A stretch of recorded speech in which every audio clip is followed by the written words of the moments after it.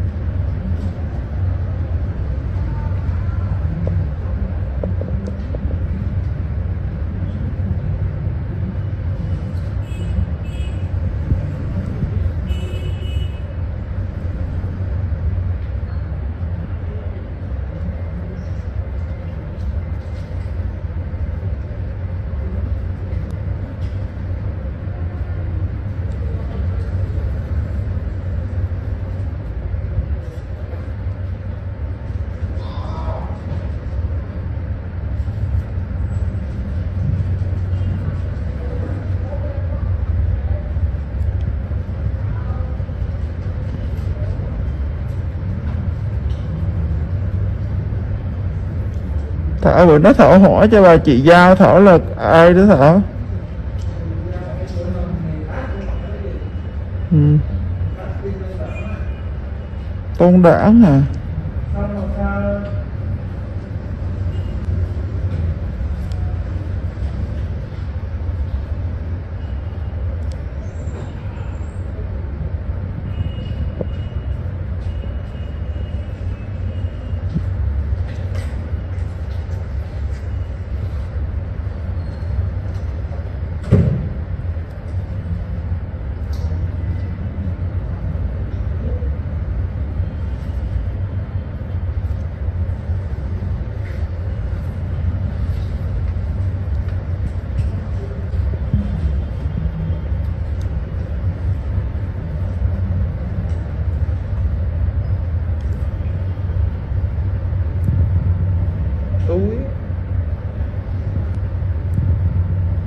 Túi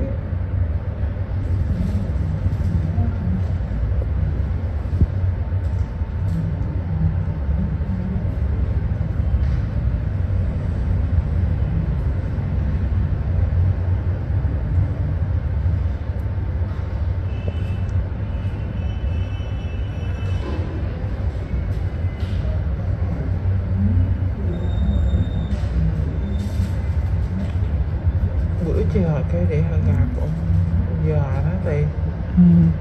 để kêu bên mà không gặp luôn á, từ họ ra đây trừ nửa năm rồi.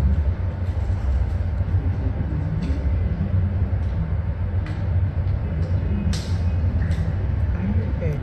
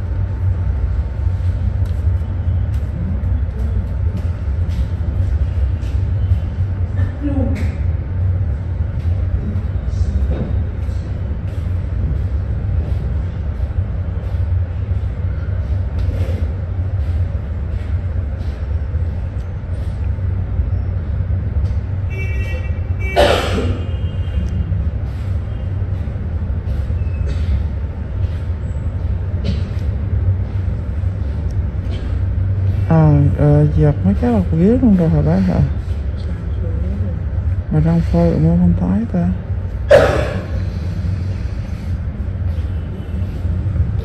Rất kỳ ngờ. Nhanh vô á. Do nhận vô vẫn thấy còn mà. Bao giờ nào? Sáng nay thấy phơi mấy cái phía trước đó.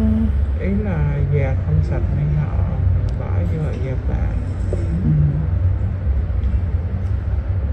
Dạ mà không biết chỉnh mực nước.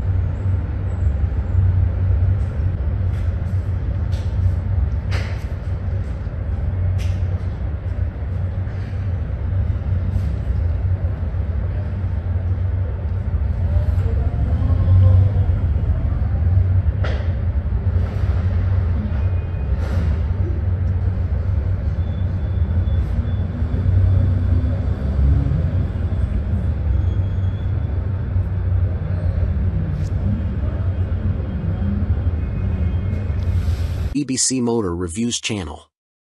Honda Valkyrie F6C, 1996 to 2005, review. Basically a stripped-down Honda GL 1500 Gold Wing, with lower gearing and 6 carbs. The Honda F6C Valkyrie is actually reasonably good fun to ride, and some might say it's best-made motorcycle in America. The Honda Rune 1800 looks like some kind of Dan Dare spacecraft, mental. Ride quality and brakes. Here, the Honda F6C Valkyrie surprises many riders. So long as there's plenty of advanced planning, the motorcycle can be made to go around a corner fairly fast, for a cruiser, and still offers a luxurious ride on motorways. The Honda Rune 1800 is more ponderous, but then you'd want to travel slowly so people could stare for longer. The Honda Valkyrie's big problem for many cruiser riders is that it just isn't a V-twin. Instead, a burbling flat 6 Honda GL 1500 Gold Wing motor seems to sanitized for most, too damn quiet.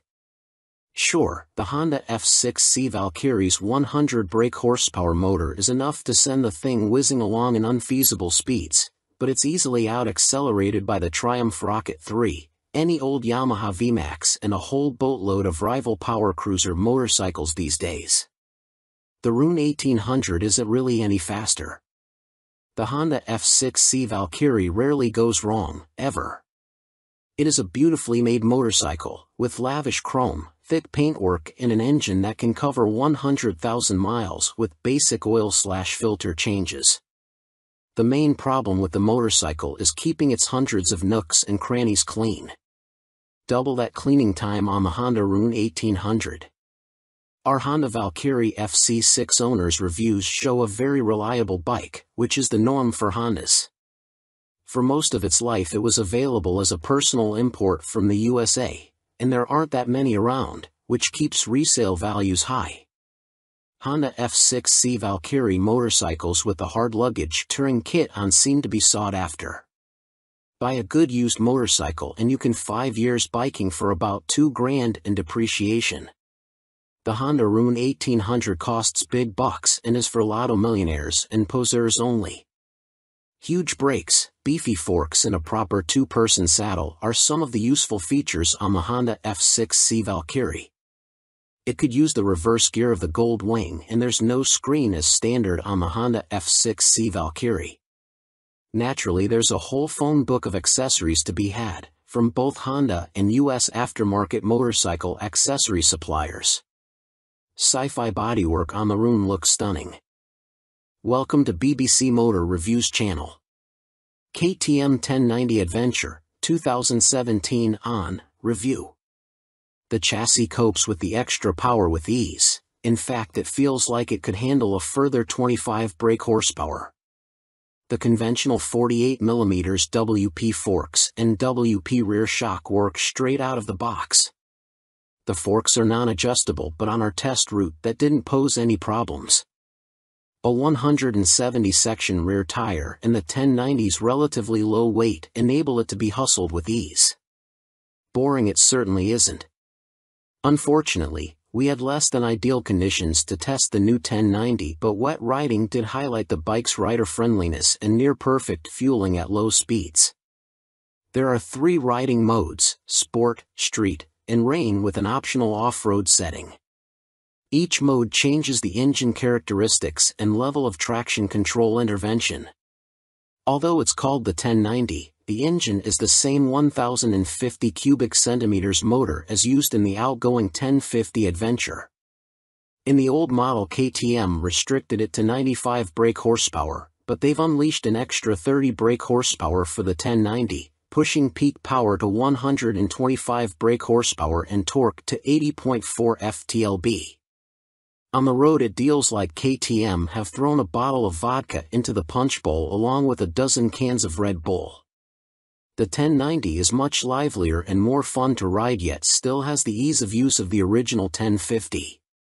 Confusingly, KTM also offer a 95 brake horsepower version of the 1090, which can then be restricted further to 47 brake horsepower for those on an A2 license. KTM's LC8 engine is a proven motor by now, with few problems to report, and KTM's Adventure family are well built. The 1090 Adventure comes in much cheaper than the more premium competition, without skimping on quality. The standard price of £11,299 is good value, although the bike we tested would have cost £12,800. As the 1090 is the baby of the Adventure range, the spec doesn't quite match that of its bigger brothers, but you do get 3 riding modes as standard: Sport, Street, and Rain. An off-road setting can be unlocked with the optional off-road pack, £243 and 78p. Traction control and ABS are standard but not lean sensitive, and the TC can't be deactivated on the move. Old-style clocks remain. Welcome to BBC Motor Reviews channel. Cines Akuma 125, 2022 on review. Priced at £2,599, the Akuma significantly undercuts the popular Honda MSX 125 Grom, which is its obvious target. And though my preference is for traditional-looking bikes with a retro feel, like the WK Scrambler or Cines's own Outlaw, after riding the updated Akuma, I'm genuinely impressed. Ride quality and handling are altogether spot on, and though not the outright fastest, it's plenty quick enough. Yes, perhaps the seat leans you a bit too far forwards, and at 6 foot tall my knees are a bit high, but this aggressive style and involving feel make the Akuma a confidence-inspiring and solid first ride for any newcomer. If I wasn't a skint student on part-time wages, I'd buy one without a moment's hesitation. Can't say much more than that. For 2022, the Cines has larger 14 inches wheels, upgraded from the previous 12 inches. Still small, they improve handling and give a stable feel around corners, while still making the Akuma very agile at low speed and in close quarters. The handling is smooth too, thanks to the suspension and low center of gravity, and with the seat pushing you forwards you can really feel every inch the bike. Leaning forwards into corners and tucking in on the straights, the Akuma might be a modern monkey bike but rides like, well, a proper bike. They call it the Mini Monster, and it deserves the nickname, being a down-to-earth yet modern bike that both looks and rides the part. Being angled steeply forward means the seat does affect comfort, and with the abrupt shape of the tank you need to be gentle with the brakes. The Akuma is also very compact. It's physically smaller than my own WK Scrambler 50. However, although perhaps better suited to smaller riders, with its 820mm seat height, the Cines happily supports 6 feet of teenager. Both the front and rear brakes very good, and they're combined, which means the front is linked to the rear. There's no ABS, however. Being air-cooled instead of liquid-cooled doesn't really match the modern style of the Akuma, and with 9.7 brake horsepower it's not as powerful as other more modern bikes. However, this also means welcome simplicity, and you'll get your money's worth of reliability. It's also fast enough. Accelerating sharply and with a more than adequate 67 miles per hour indicated top speed, the Akuma feels swift and has the smoothest, easiest gear change of any 125 cubic centimeters bike I've ridden. Most noticeable of all the Akuma's features is the 3-tiered exhaust. It's not just an eye-catching MV Augusta styling trick but 3 fully functioning pipes that sound ace as well as looking great. With aggressive shapes, new blacked-out finishes, steel trellis frame, which is non-structural, and its raised tank giving the look of an arched back and so resembling a big cat, go on, imagine, riding the Akuma makes me feel like I stand out from the crowd. Which is important for the teenage market. Switchgear, components and overall finish look and feel pretty good for a $2,500 bike. Some fasteners and smaller parts will need coating with anti-corrosion treatment for winter use, but that's true of some bikes costing 5 times as much. And overall the Cines does a good job of disproving preconceptions about cheap, flimsy Chinese bikes. Honda's trendy MSX 125 GRM costs £3,849. Yes, it's a bit nicer finished than the Cines and will hold its value better, but it's only got the same power, and the extra £1,300 over the Akuma can be a big ask for a cash-strapped teen. Benelli's TNT 125 is also made in China and costs the same as the Cines. It's got a couple of horses more and a neat-looking trellis frame, but it's also a tad gaudy and in your face. Picking between them is as much down to their image and personal preference as anything else. Tech fan? You'll be interested to learn that the display now has multiple color options as well as brightness settings. At first, I thought it was just another knick-knack, however it is helpful especially in changing weather or when looking through a tinted visor. And it's like socks with days of the week on, every day can be a new color. The display is also crystal clear and comes with a small array of function as expected: time, trip, odometer. Something that I quite like are the large buttons that the Cines uses. None of this tapping the wrong control malarkey, just big simple buttons, easy as you like. 2019, Cines Akuma launched late in the year as a 2020 model. Modern monkey bike with air-cooled 4-stroke single and 12-inch wheels. 2022, upgraded with larger wheels, jazzy new clocks, plus more refined styling and colors. Replacing the stock bike's KYB suspension, the SP features Gen 2 Öhlins semi-active suspension, NIX30 SV forks and a TTX36 SV shock, which automatically controls the damping levels while leaving spring preload manually adjustable. Featuring spool valves rather than traditional needles valves, which Öhlins claim deliver faster adjustment and a more accurate responsiveness at the low and high ends of the adjustment range, the SP suspension can be set in one of 3 semi-active damping modes, A1, A2 or A3, or one of 3 manual setting, M1, M1 or M3, which remove the semi-active function and allow fixed damping settings to be selected via the dash. An incredibly impressive system, the semi-active suspension responds to undulations in the road surface instantly, smoothing them out and making the SP feel like it is gliding over the bumps.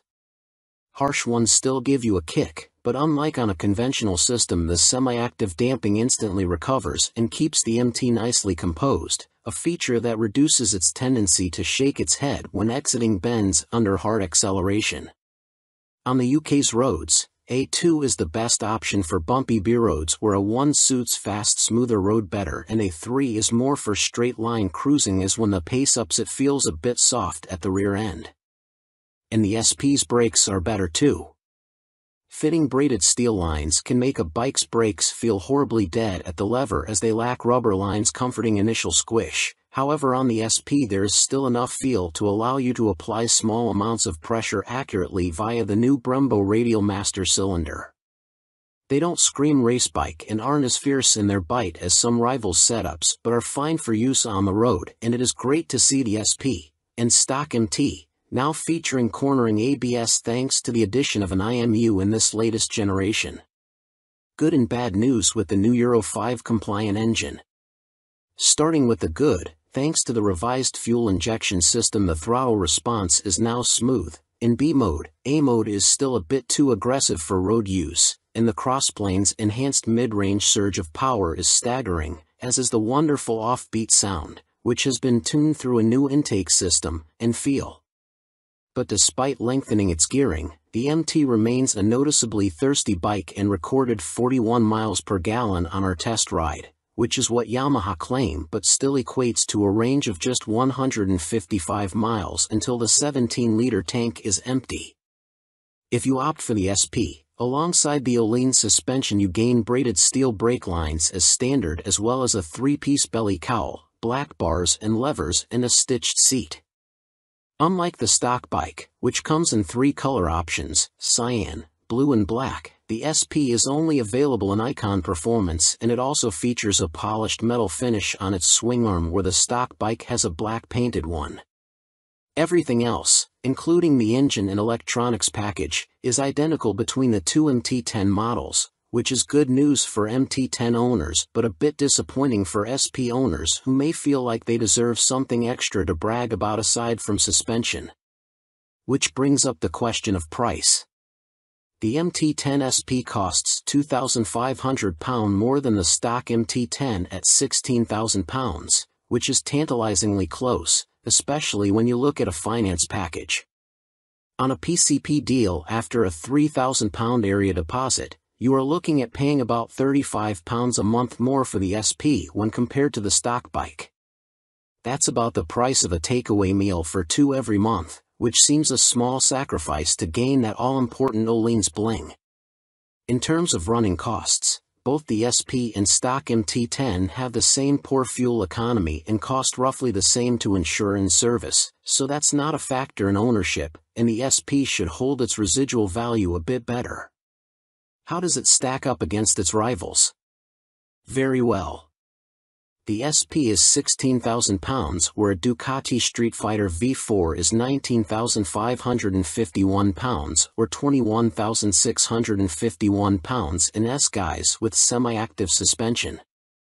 The Aprilia Tuono V4 factory is £16,900, the KTM Super Duke EVO £17,899, Triumph Speed Triple 1200 RS £15,500, which lacks semi-active suspension, and the Kawasaki ZH2 SE £19,079.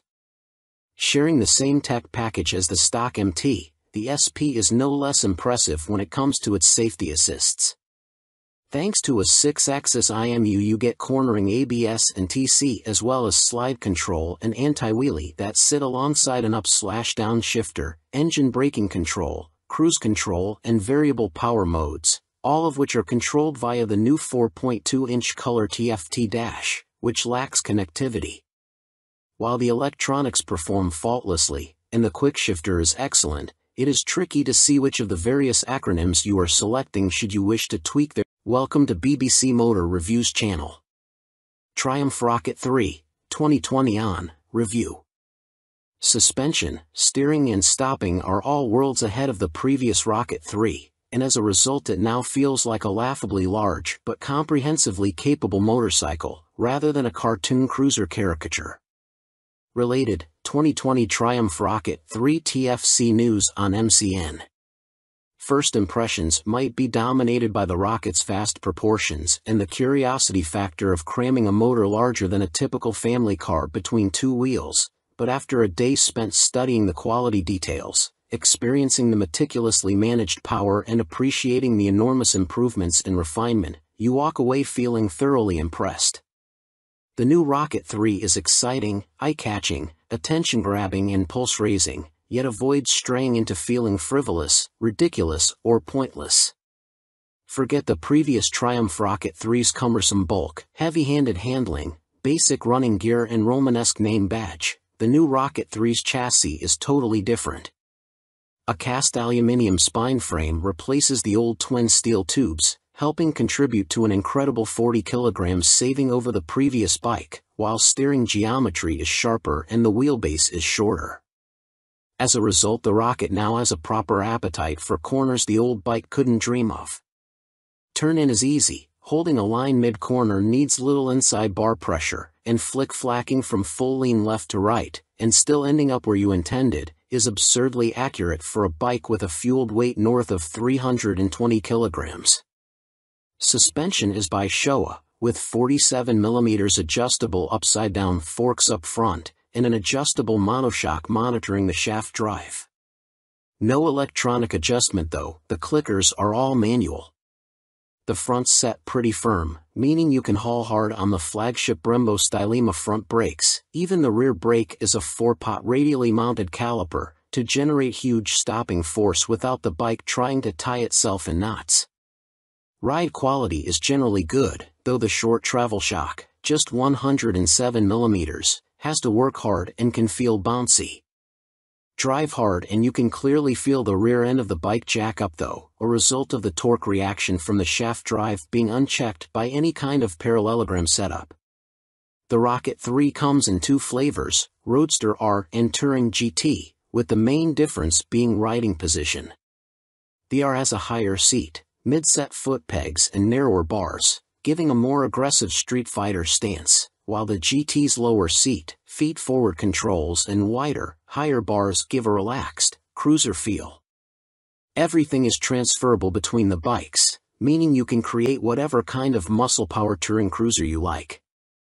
Into the bin goes the Rocket 3's 2,294 cubic centimeters triple, replaced by this all-new, gruntier, smoother, cleaner, stronger and smaller 2,458 cubic centimeters engine. Huge 110.2mm pistons eclipse the old 101.6mm items, while stroke is significantly reduced, down from 94.3 to 85.9mm. Allowing Triumph to make a shorter motor. Peak torque is identical to the previous Rocket 3 Roadster, at 163 lb-ft, but the new motor holds onto that grunt for longer as revs climb. Where the previous Rocket's torque curve fell away sharply above 2500 rpm, the new motor has a much fatter, flatter delivery.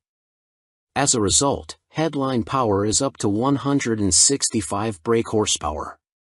But as ludicrous as that might sound, the reality is that it's immensely easy to use. All that prodigious power is carefully controlled by the ride-by-wire throttle and predictive, lean-sensitive traction control, while output is restricted in lower gears and top speed is electronically limited to 138 miles per hour. It's a beast, but one of those big, fluffy, gentle, cuddly chaps from a Disney film. The colossal torque spread means you can ride it however you like.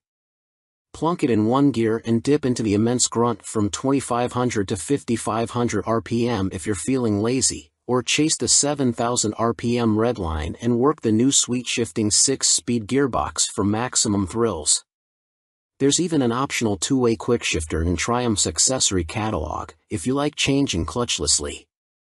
It's a completely new machine from nose to tail, so only time and miles will deliver a verdict on reliability. Service intervals are set at a car like 10,000 miles, suggesting the motor is in a fairly mild state of tune and Triumph have confidence in it. Looking over the bike in the metal, everything appears high quality, as you'd expect for 20,000 pounds. The exhaust headers are a particular highlight, the welds look neat, while the hydroformed curves are apparently a huge pain to produce. Everything seems tucked away neatly, there are no vulgar cables or hoses dangling about anywhere, and wiring runs inside the handlebars. Details like the Monza-style petrol, coolant and oil filler caps are pleasing, while the clever flip-out pillion pegs are a neat design. Our Triumph Rocket 3 owners' reviews show there have been some issues for some buyers, in particular corrosion, electrical and mechanical problems. Seemingly the rear brake can often stop working, for example, and needs attention from a dealer. Have a good read through before going for a test ride. Clearly it's not a cheap bike, though an ultra-capacity extreme muscle cruiser never was going to be.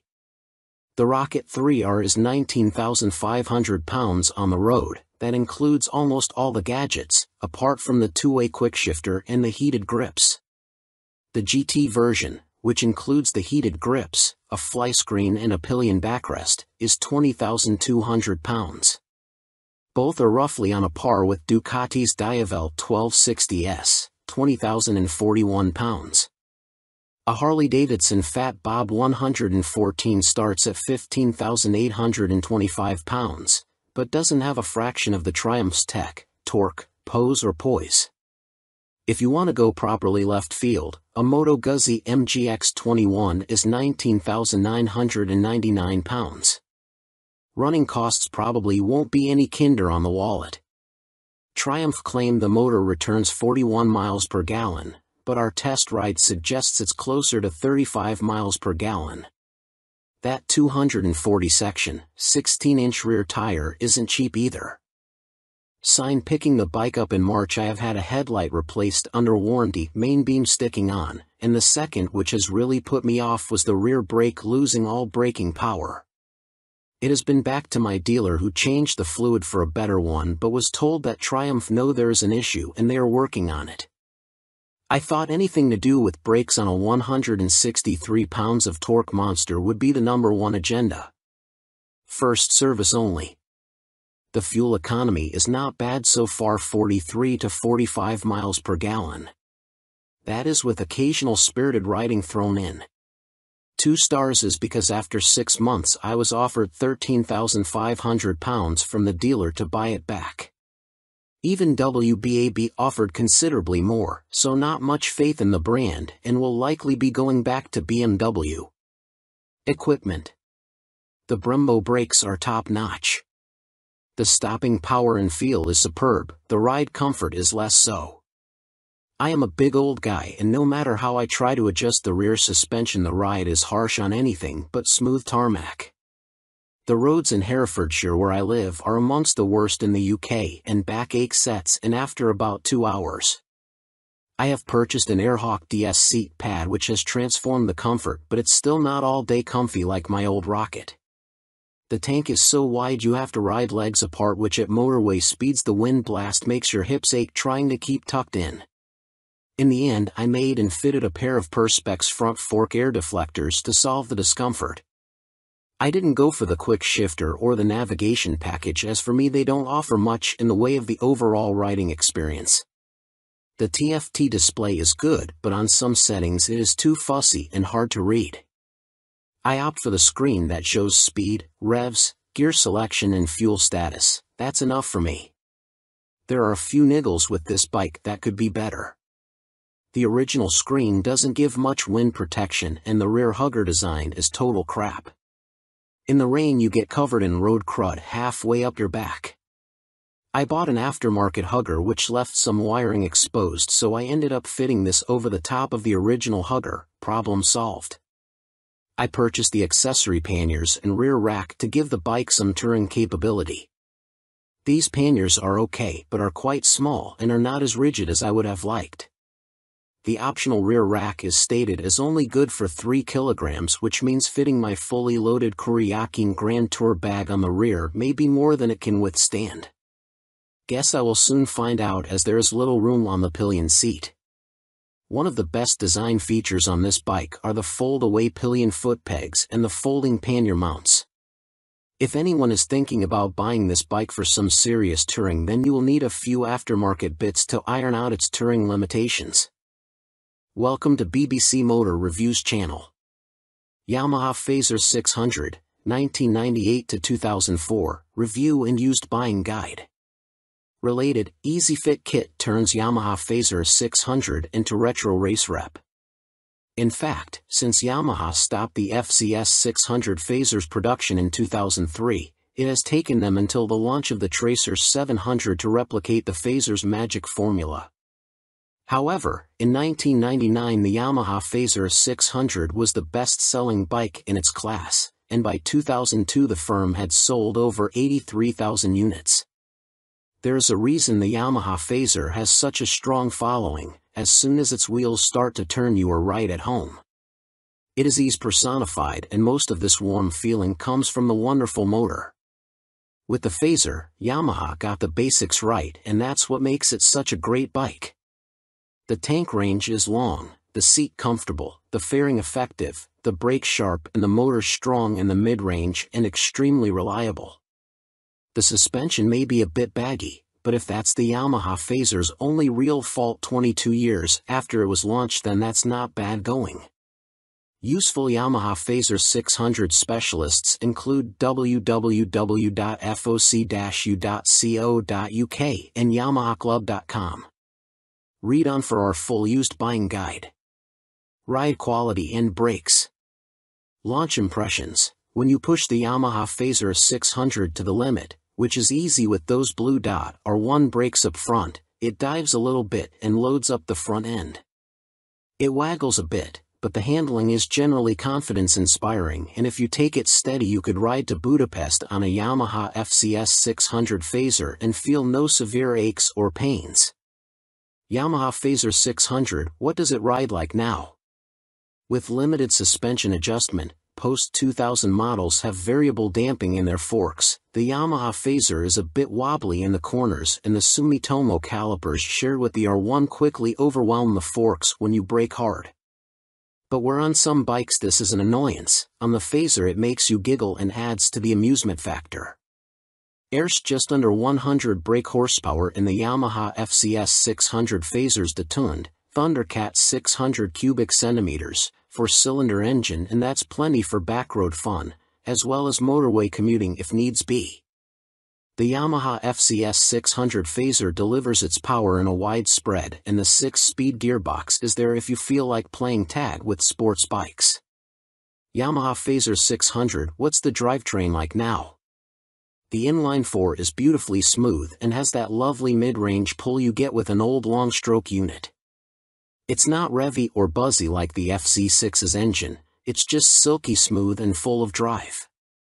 The gearbox may be showing its age, the linkage is notoriously sloppy when worn, but it clunks into gear with a reassuringly solid feel, and the bike is more than happy to break the national speed limit when asked.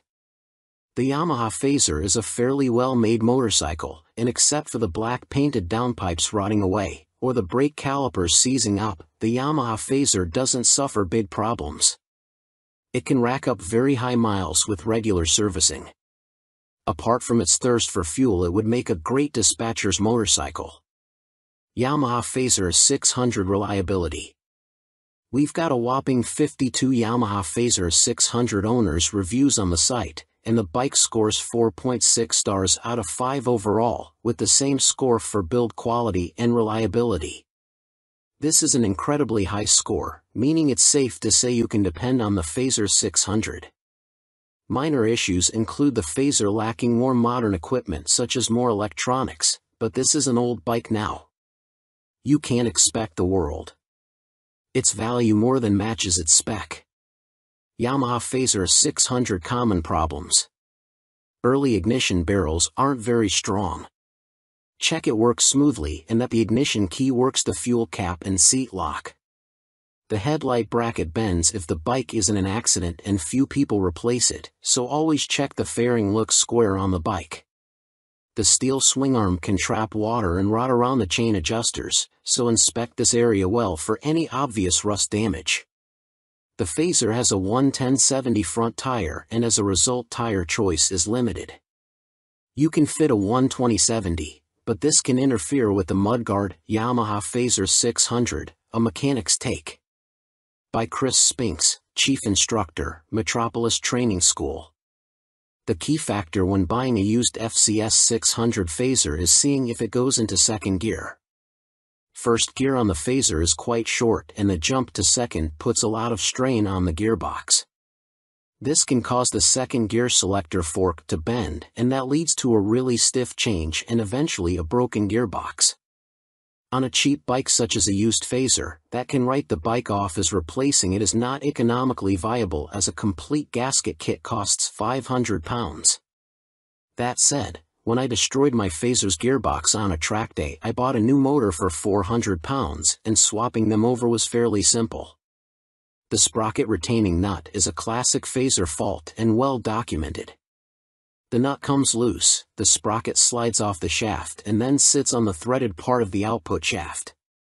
People think the clutch is gone and rev the motor, which causes the sprocket to strip all the threads off the shaft.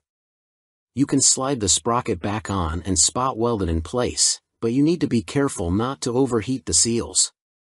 As long as you fit the nut correctly using the locking washer, you should be fine, although Yamaha did release a deeper threaded nut and this sorts the issue. The lights on the phaser are poor, but on the 1998-9 model the bulb vibrates and creates a white powder that fills up the lenses. This is impossible to remove and makes the light even worse. Some owners changed the lume to convert the phaser to twin headlights, which is very easy, but you need to tilt the main beam down or it will fail an MOT. After 15,000 miles the shock will be duff. I'd recommend getting the forks rebuilt and buying an aftermarket shock. Don't be tempted to go for a stiff fork springs. I've found softer ones works better. When it comes to the finish, the paint likes to flake off from the engine's fins, so don't jet wash the engine, and check the downpipes. The motor is totally bulletproof, but the cam chain tensioner can need changing and it is a nightmare to get to. At the end of the day, a well-looked-after phaser is a brilliant buy and totally reliable. At the training school we would see them cover over 65,000 trouble-free miles with only oil changes. Extrema Makeover, Aprilia put the RS660 on a diet for a limited edition focused model. Alongside the surprise launch of their 2023 BX450, Bimota have shed more light on supercharged Tessie Tourer currently in development. Now officially called the Terra, we first caught glimpse of the bike as a basic design sketch at the 2021 EICMA show, with a spokesperson for the Rimini firm later confirming to MCN that it would be powered by the 4-cylinder motor found in Kawasaki's Ninja H2SX range. Never before have Bimota been present in this market segment, Bimota COO, Pierluigi Marconi, said in a statement. No one has this much fun and function in one package. The Terra is an attention grabber that will act like a halo for Bimota by attracting further consumer attention to our impressive vehicle lineup, he continued. Although details remain scarce, Bimota have gone into some depth on the new steering system, which sits diagonally between a front subframe and the front wheel. There are no front forks like a conventional motorcycle, which should aid front-end stability and the ability to trail brake into a corner. This is because braking forces are kept away from the front suspension, leaving it free to deal with bumps in the road. These systems can reduce front-end feel though. Until now, Tessies were only made for the sports segment. Marconi told MCN at EICMA 2021, "We'd like to put the Tessie name to adventurers, tourers, and bikes like that. Our philosophy is to have two lines of bikes," he added. One is the Tessie line and one is for more traditional models. We like to follow the two concepts, because although a Tessie chassis has a lot of advantages, for some riders it is still too much of a novelty. Alongside the funny front end, Bimota have also confirmed that the Terra will receive semi-active suspension developed in partnership with Marzocchi. The ride height can also be adjusted either manually or electronically by 30 mm. Also expect to find 5-spoke forged alloy wheels too, which should help to keep unsprung mass down. It went from first sketch to full-size model in few months using computer-aided design, Marconi continued. You ride some bikes because you have to, but you ride these Bimota because you want to. Terra will appeal to enthusiasts of all ages because the design draws you in, and the performance keeps you there. Superior performance. Brough Step Up Aston Martin partnership with more powerful AMB 001 Pro. Luxury boutique brand Brough Superior have once again teamed up with supercar experts Aston Martin to create yet another outrageous, limited-run track day machine. The AMB 001 Pro made its debut at the EICMA trade show in Milan and follows in the footsteps of the first-generation €98,000 AMB 001, which entered the public consciousness back in autumn 2019 and has since sold out. The standard track-only 001 features a turbocharged 997 cubic centimeters liquid-cooled V-twin engine that sits as a stressed member in the chassis. The 175 kilograms, dry, Pro uses a CNC machine version of this unit as a stressed member with a claimed 25% increase in power to 221.9 brake horsepower. There's also carbon fiber bodywork said to be inspired by Aston Martin's 1,000 brake horsepower Cosworth-built 6.5-liter V12 Valkyrie AMR Pro hypercar. The success of its predecessor, coupled with the incredible Aston Martin Valkyrie AMR Pro, inspired us to get together again to create a new superbike, one that we know will excite our customers, BRAF Superior CEO Thierry Henriette said. We are particularly proud of the new engine type, with a crankcase fully machined from solid billet aluminium, which is a unique feature for a production motorcycle. With the marked increase in power, this takes AMB 001 Pro into the hyperbike sector. Machined from AL 5000 solid billet aluminium alloy, the uprated motor also gets a new cylinder design, with wet cylinder liners for greater cooling, which should help with the longevity over prolonged hard use. Limited to 88 units in total, the Pro will not be homologated for the road and will be built by hand at the BRAF factory in Toulouse, France. Orders are now being taken, with the first deliveries expected in the final quarter of 2023. The bike shown at EICMA was a prototype. It's a beautifully simple formula. Form plus technology equals performance, Marek Reichman, Executive Vice President and Chief Creative Officer of Aston Martin, said. We've achieved this fluidity again with BRAF Superior for those who desire a track superbike like none other. The rider is part of this moving sculpture and will literally feel as though they are part of the track when laying atop the AMB 001 Pro. But it's not all about engine performance. A quick glance at the side profile of the Pro reveals more extreme bodywork, with a more pronounced tail, winglets, and a rear carbon disc wheel design. There's still next to no front wind protection though, which could be unpleasant at speed and take away from the riding experience. Gone is the underslung exhaust exit from the standard 0012, with a single pipe on the right side of the bike protruding above the fat 200 section rear tire and shark-like aero wing. In a nod to Aston Martin's racing success, the 001 Pro features a striking jade green livery, with a blacked-out motor and suspension. This suspension system comes in the form of a front double wishbone setup adjustable for preload and rebound, plus a rebound and preload adjustable monoshock. Naked Ambition, CF Moto unveil NKC22 concept. CF Moto weren't short of new bikes to show us at the EICMA trade show in Milan, including this naked roadster concept called the NKC22. The bike uses an 800 cubic centimeters parallel twin engine, presumably the same KTM 790 lump used in KFMoto's 800 metric tons models, but wrapped in a lightweight, sporty chassis. This concept version is covered in forged carbon bodywork with an engine fairing that doubles up as an aerodynamic wing. Front forks are heavy-duty upside-down units and look to be fully adjustable, while at the back a stylish single-sided swing arm holds a rear wheel blanked off with carbon inserts.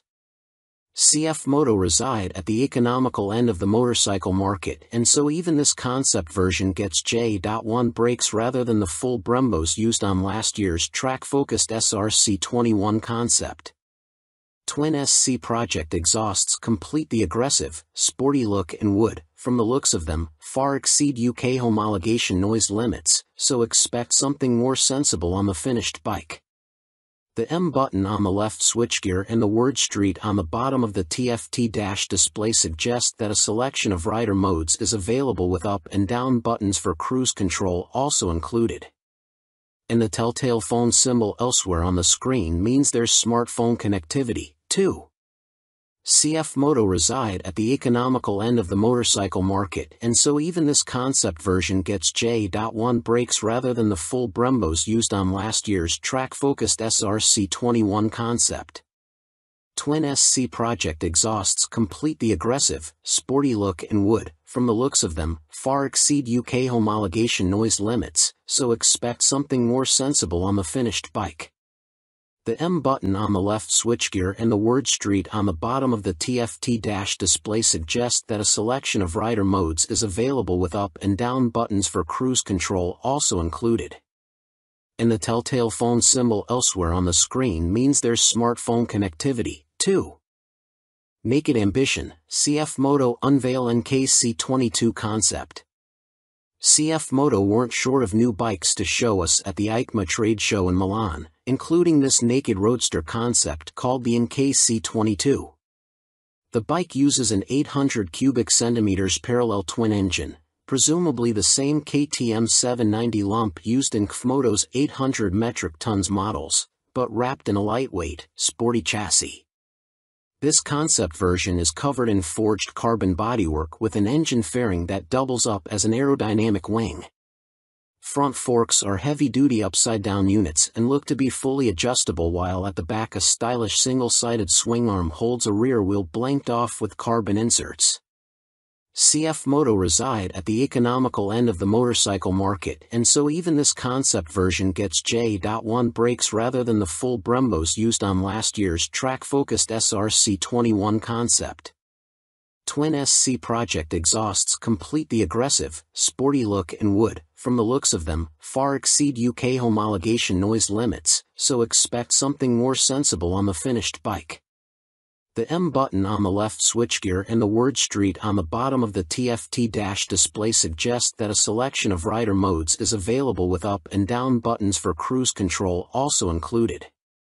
And the telltale phone symbol elsewhere on the screen means there's smartphone connectivity, too. CF Moto reside at the economical end of the motorcycle market, and so even this concept version gets J.1 brakes rather than the full Brembos used on last year's track-focused SRC21 concept. Twin SC Project exhausts complete the aggressive, sporty look and would, from the looks of them, far exceed UK homologation noise limits, so expect something more sensible on the finished bike. The M button on the left switchgear and the word Street on the bottom of the TFT dash display suggest that a selection of rider modes is available with up and down buttons for cruise control also included. And the telltale phone symbol elsewhere on the screen means there's smartphone connectivity, too. Fantic released their first twin, the Caballero 700 Scrambler. Fantic has revealed their first modern-era twin-cylinder machine with a 700 cubic centimeters Scrambler joining their Caballero range. Fantic are making the most of their partnership with Yamaha, announced at the beginning of 2021, as the bike uses the 689 cubic centimeters, liquid-cooled Euro 5 engine seen in the MT-07, Tenere 700 and R7.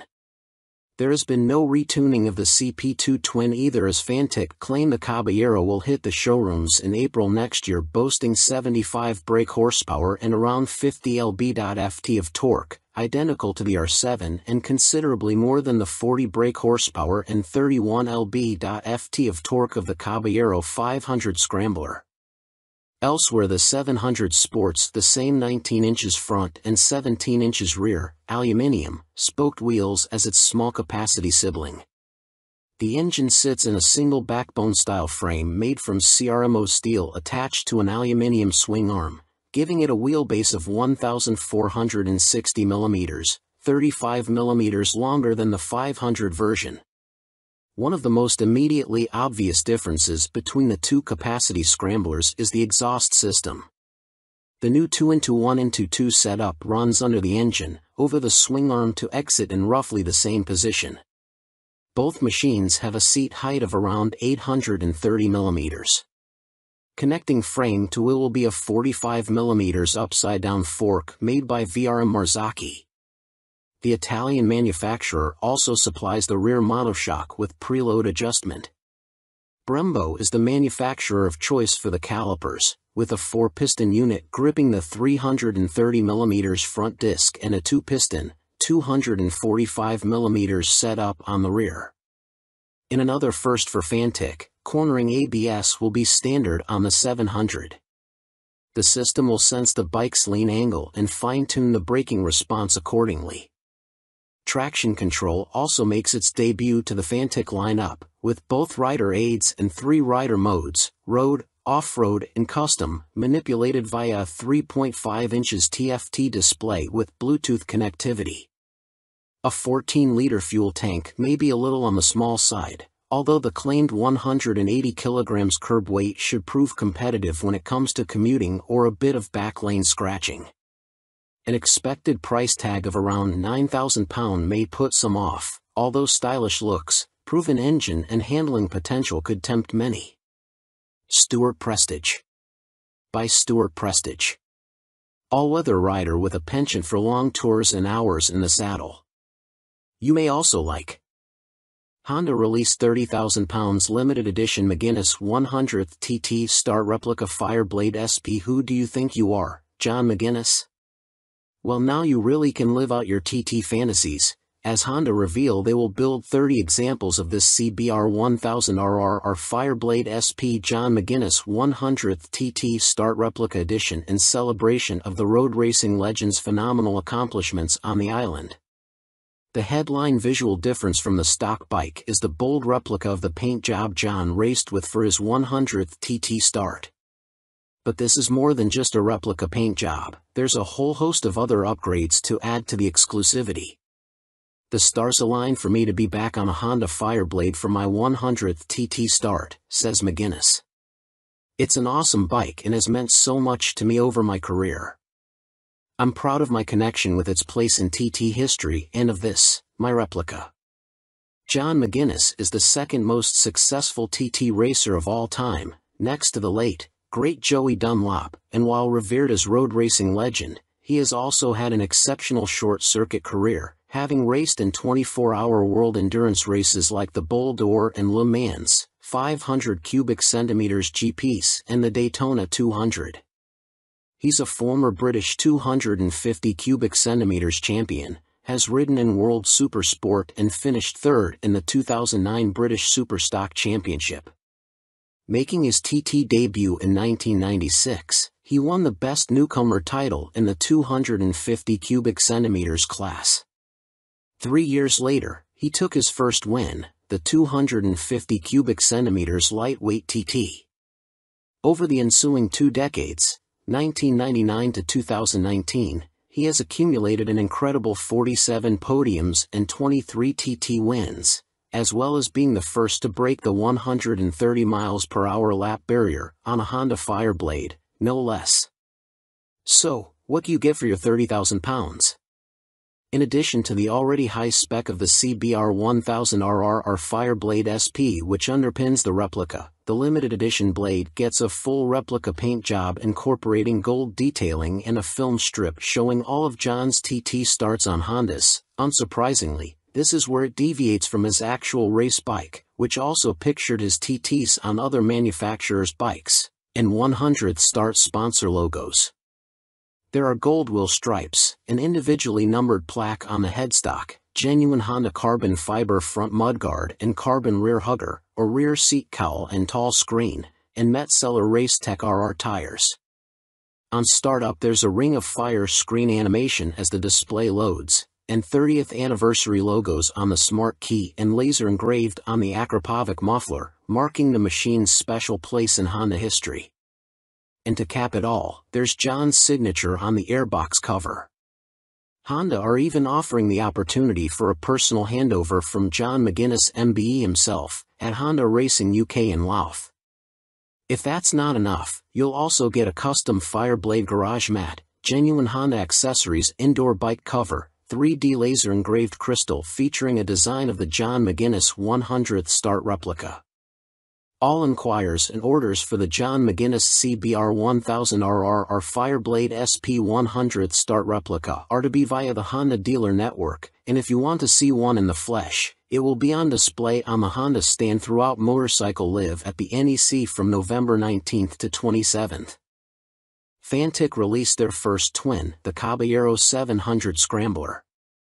Fantic has revealed their first modern-era twin-cylinder machine with a 700 cubic centimeters Scrambler joining their Caballero range. Fantic are making the most of their partnership with Yamaha, announced at the beginning of 2021, as the bike uses the 689 cubic centimeters, liquid-cooled Euro 5 engine seen in the MT-07, Tenere 700 and R7. There has been no retuning of the CP2 twin either, as Fantic claim the Caballero will hit the showrooms in April next year boasting 75 brake horsepower and around 50 lb.ft of torque, identical to the R7 and considerably more than the 40 brake horsepower and 31 lb.ft of torque of the Caballero 500 Scrambler. Elsewhere, the 700 sports the same 19 inches front and 17 inches rear, aluminum, spoked wheels as its small-capacity sibling. The engine sits in a single backbone-style frame made from CRMO steel attached to an aluminum swing arm, giving it a wheelbase of 1,460 mm, 35 mm longer than the 500 version. One of the most immediately obvious differences between the two capacity scramblers is the exhaust system.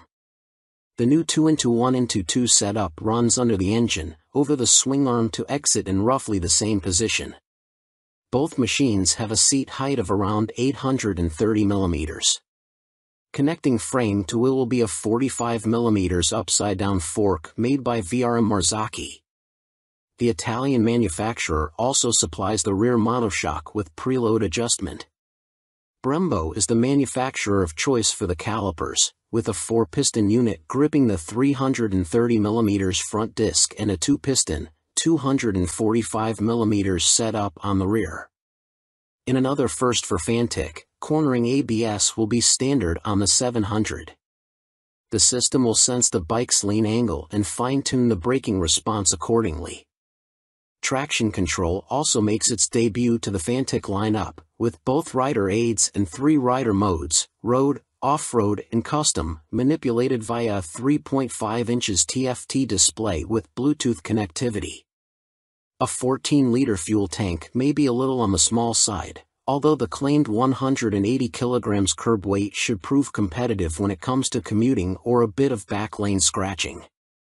An expected price tag of around £9,000 may put some off, although stylish looks, proven engine and handling potential could tempt many. Stuart Prestige. By Stuart Prestige. All-weather rider with a penchant for long tours and hours in the saddle. You may also like 70s superbike stunner, MV Agusta Super Veloce 1000 Serie Oro. MV Agusta may not have been directly participating in the EICMA show in Milan last week, but it didn't stop them stealing the headlines with this stunning Super Veloce Serie Oro. The carbon-clad superbike uses the Brute Ale 1000RR as a base, meaning the same 998 cubic centimeters inline 4, producing a claimed 209.1 brake horsepower with a race kit installed. Inside this motor, you'll find a countershaft that rotates at twice the speed of the primary drive shaft with the aim of reducing vibrations and promoting faster cornering. You also get the same frame and single-sided swing arm, but now clad in carbon fiber bodywork inspired by MV's 1972 500 GP Racer. Sitting alongside the smaller, 3-cylinder Super Veloce 800, the Serie Oro is planned to hit dealers in the middle of next year at a price of approximately £50,000. In total, 40 elements of the bike are finished in carbon fiber, including a set of winglets that MV claim produce 39.2 kilograms of downforce at 199 miles per hour. You also get carbon fiber disc brake covers, which attempt to pay tribute to the drum brakes of old whilst also cooling the calipers, essential on a bike capable of such high speeds. MV Agusta also claim the design allows air to flow around the brakes towards the coolant and oil radiators for better temperature control. There are air vents along the carbon fairings, too. Despite the superbike credentials, the Serie Oro has deliberately been made more comfortable and less extreme than traditional circuit stars, and it features electronically adjustable Öhlins NIX forks for a high-quality ride. They are matched to an Öhlins TTX rear shock, which bolts directly to the swing arm. As you'd expect for a bike of this caliber, stopping power comes from premium Brembo Stylema monoblock calipers, which bite onto chunky front 320mm discs. You also get 5-spoke forged aluminum rims, and 4 underseat exhausts, just unlike the company's landmark F4. In addition, there's a suite of lean-sensitive electronics, plus a 5.5 inches TFT color dash to control them, with the added option of mobile connectivity. Dan Sutherland. By Dan Sutherland. News editor, sports bike nut, and racing fan. You may also like. Vmoto range grows. Super Soco owners launch 3 new urban models at EICMA 2022. Electric scooter manufacturer Vmoto, parent company of Super Soco, have had a busy year, releasing 3 new models at EICMA, including the 125 cubic centimeters comparable e-bike, the Vmoto Soco Stash. The release of the production model comes just a year after the unveiling of the prototype, with the bike so named due to its multifunctional storage compartment, housed in the fuel tank, large enough for a full-face helmet or other accessories. At its heart is an electric motor producing an average 8 kilowatts with a peak of 15 kilowatts. This propels the Vmoto Stash to a top speed of 75 miles per hour when the boost is deployed. 68 miles per hour is on tap without the boost. A 72V removable battery provides the juice and can be charged using a fast charger in a conventional 3-pin plug in 3.5 hours. Charging without the fast charger will take between 5 and 6 hours. No range specifications have been released, but expect it to have the same 30-mile capacity of the Super Soco TS Street Hunter, which has the same top speed capability. A newly designed swing arm pivots off a solid, lightweight frame, driving a 17-inch rear wheel. A 17-incher is also fitted on the front, and ABS disc braking is standard. A relatively tall seat height of 830 mm awaits the rider, and the Stash has a curb weight of 143 kilograms. The company also unveiled their first dirt bike-style machine, which weighs in at just 84 kilograms. The machine comes in 2 models, the Vmoto On-R, which comes with road tires, or the OFFR, which is equipped with knoblet tires. The On-R/OFFR can be set up in either L1 configuration, comparable to a 50 cubic centimeters machine, or L3, which mimics a 125 cubic centimeters. In the L3 iteration, the bike can reach speeds topping 50 miles per hour, while the L1 configuration limits the top end to just under 30 miles per hour. Vmoto claim a range of up to 90 miles with recharge times taking 2 hours for the L1 configuration and 3 hours for the speedier L3. A die-cast aluminium frame cradles the 8 kilowatts motor, producing a claimed 190 feet per pound of instant torque. A swing arm with a single rear damper secures the belt-driven, rear-spoked wheel. No retail price has been provided. The Vmoto Soco F01 scooter is, technically speaking, not a new bike, as it was available as part of a commercial fleet, but now will be available to the general public, the company also announced at EICMA. The urban commuter will, like the On/OFFR models, will be available as an L1 or L3 configuration. A 2 kilowatts or 4 kilowatts, L1 and L3, motor will get the rider up to a maximum speed of 27 miles per hour for the L1 and 45 miles per hour for the L3 model. Vmoto claim a range of between 50 and 60 miles dependent upon the setup and riding style. The charging time of the removable battery is 3.5 hours with a fast charger using a domestic 3-pin plug, or 6 hours without the fast charger. Coming in at 110 kilograms with a seat height of 855 millimeters, the F01 should prove a popular choice for city transportation. The F01 will be available in white, light or dark blue, red and black.